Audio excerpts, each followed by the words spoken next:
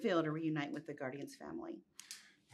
It's to be able to reunite with the Guardians. It feels amazing. This is the third and final installment of a trilogy that's been life-changing to all of us. So we're really just trying to savor it and take it in. It's felt great.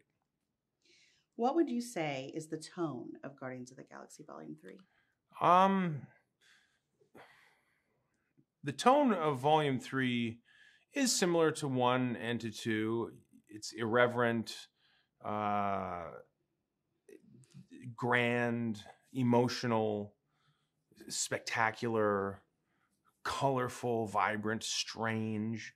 There are the notes of emotion are perhaps plucked a little harder in this volume than previous, just because of the stakes of the characters and the origin story for our beloved Rocket is one that is fairly traumatic.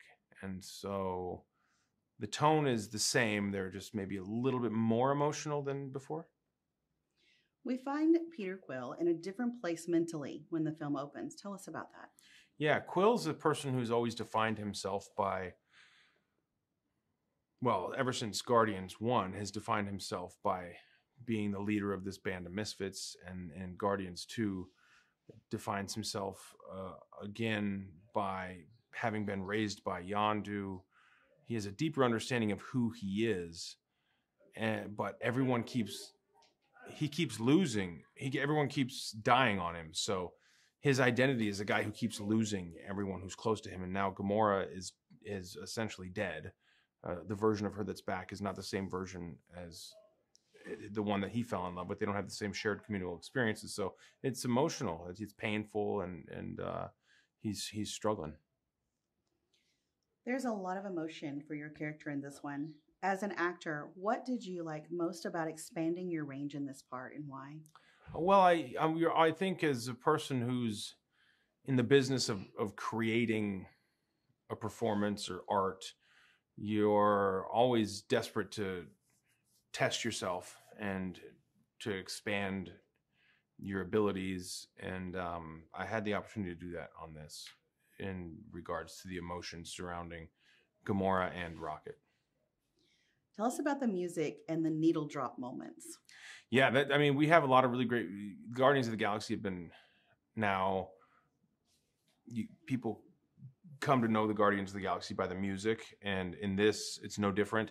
The only difference is that we expand various other decades, 80s, 90s, and the year 2000s as well, in the music. So yeah, we've got really extraordinary needle drop moments. Creep at the opening is really sets the tone for what this installment is, and is stripped down version of the Radiohead song that a lot of people haven't heard, which is pretty cool. It's a limited release, and so people will be hearing this version, which is really just Tom York and a guitar, I think, and it's beautiful.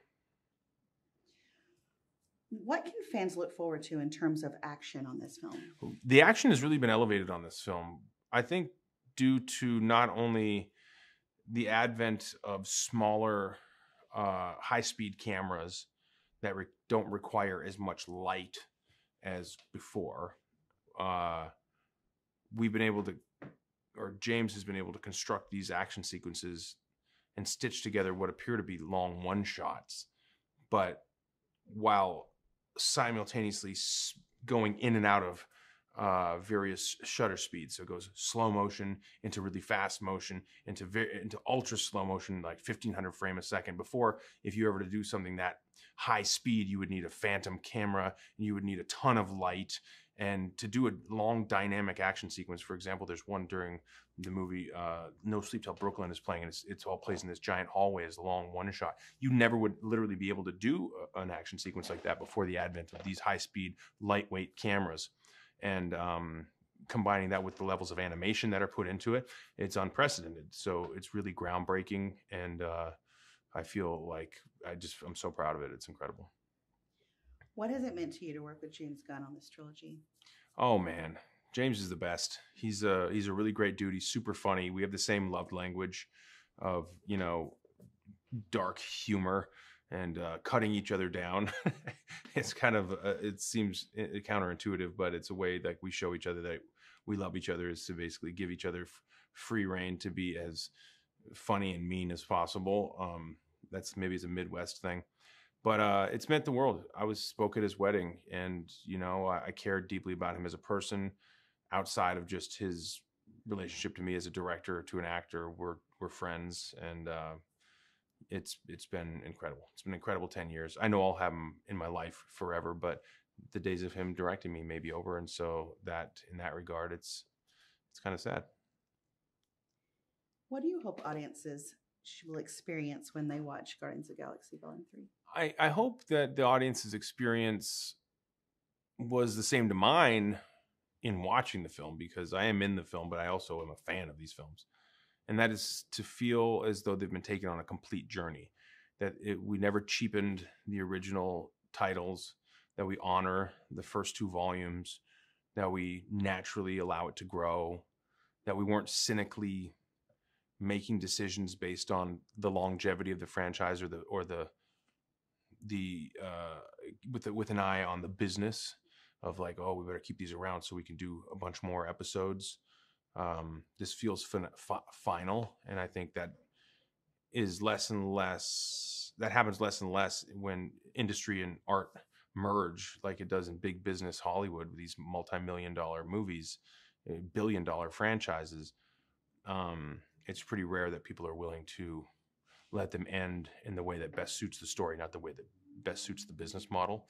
And because of that, you get to see really fresh, compelling, inventive storytelling. And I hope audiences